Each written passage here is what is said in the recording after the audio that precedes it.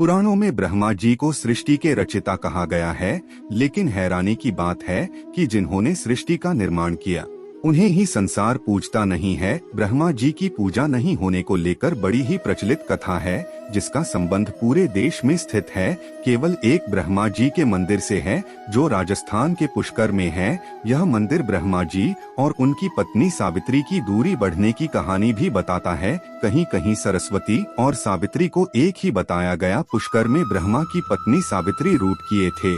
यही वजह है कि उन्होंने ब्रह्मा के मंदिर से बिल्कुल अलग अलग पहाड़ पर अपना बसेरा बनाया हुआ है। सावित्री क्यों ब्रह्मा से नाराज है? उनकी पूजा अपने पति से दूर अलग मंदिर में होती है। इसके पीछे बड़ी रोचक कथा है। ब्रह्मा जी को न पूजे जाने के पीछे का रहस्य कहते हैं कि ब्रह्मा ने सृष्टि की रचना के लिए राजस्थान के पुष्कर में यज्ञ का आयोजन किया था। इस यज्ञ में उन्हें पत्नी के संग बैठना जरूरी था, लेकिन उनकी पत्नी सावित्री को पहुँचने में देरी हो रही थी। पूजा का शुभ मुहूर्त बीता जा रहा था। सभी देवी देवता यज्ञ स्थल पर आ चुके थे। सावित्री समय से नहीं आ पाई। जब शुभ मुहूर्त निकलने लगा, तब मजबूरन ब्रह्मा जी ने नंदिनी गाय के प्रकट किया और उनसे विवाह कर अपना यज्ञ संपन्न कर लिया। जब सावित्री पहुंची तो ब्रह्मा जी के बगल में अपनी जगह किसी अन्य को यज्ञ में बैठे देख अत्यंत क्रोधित हुए। उसी क्रोध में उन्होंने ब्रह्मा जी को श्राप दे दिया कि आप जिस संसार की रचना करने के लिए मुझे भुला बैठे, वह संसार आपको नहीं पूजेगा। सावित्री का गुस्सा इतने में ही शांत नहीं हुआ। उन्होंने ब्रह्मा जी के साथ भगवान विष्णु को भी इस काम में साथ देने के चलते श्राप दिया था। उन्हें पत्नी से विरह का कष्ट सहना पड़ा। कहते हैं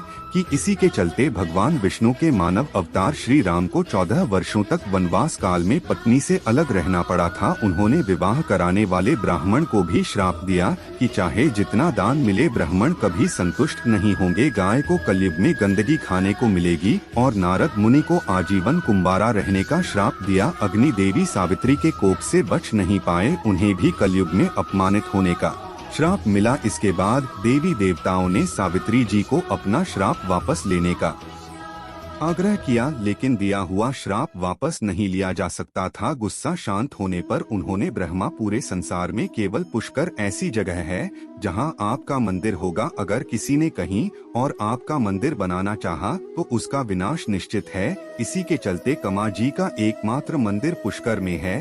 कैसे हुआ मंदिर का निर्माण? ब्रह्मा जी का मंदिर कैसे बनाया? इस बारे में ज्यादा जानकारी तो किसी को नहीं है, लेकिन कहते हैं कि 1200 साल बैठ के एक राजा को सपना आया था। राजा ने देखा कि इस जगह पर एक मंदिर, इसको मरम्मत आदि की आवश्यकता है।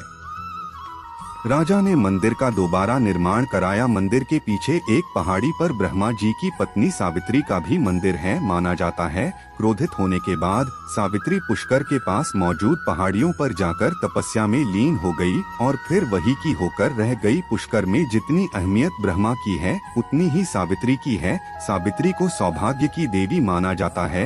यह मान्यता है कि यहाँ पूजा करने से सुहाग की लंबी उम्र होती है। यही वजह है कि महिलाएं यहाँ आकर प्रसाद के तौर पर मेहंदी, बिंदी और चूड़ियाँ चढ़ाती हैं और सावित्री से पति की लंबी उम्र मांगती है। कहते हैं कि यहीं रहकर सावित्री भक्तों का कल्याण करती है। वहाँ जाने के लिए श्रद्धालुओं को कई सैकड़ों सीढ़ियाँ पार करनी पड़ती है। ब्रह्मा और सावित्री दोनों का आशीर्वाद लेने से ही यह तीर्थ यात्रा सफल होती है। पुष्कर झील का भी है खास महत्व। मंदिर के बगल में मनोहर चीज है जिसे पुष्कर झील के नाम से जाना जाता है। पुष्कर झील हिंदुओं का एक परम पावन स्थान के रूप में जानी जाती है। कहते हैं जब यज्ञ के स्थान को सुनिश्चित करते समय ब्रह्मा जी के हाथ से कमल का फूल पृथ्वी पर गिर पड़ा था। इससे पानी की 3 बूंदें पृथ्वी पर गिर गई, जिसमें से एक बूंद पुष्कर में गिरी थी। इसी बूंद से पुष्कर झील का निर्माण हुआ। अपनी पवित्रता और सुंदरता के लिए पूरे विश्व में जानी जाती है। श्रद्धालुओं के लिए पुष्कर बहुत महत्वपूर्ण।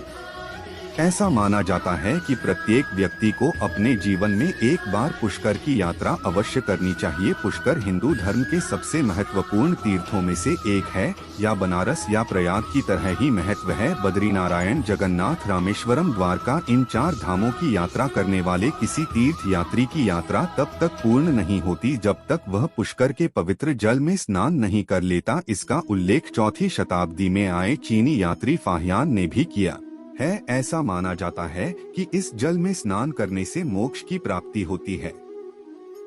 ब्रह्मा जी ने पुष्कर झील किनारे कार्तिक शुक्ल एकादशी से पूर्णिमा तक यज्ञ किया था, जिसकी स्मृति में अनादिकाल से यहाँ कार्तिक लगता आ रहा है। कार्तिक पूर्णिमा के दिन यहाँ बड़ी संख्या में संतों का आगमन होता है। इस दौरान श्रद्धालु बड़ी संख्या में इकट्ठा होकर इस पवित्र झील में डुबकी लगाते हैं।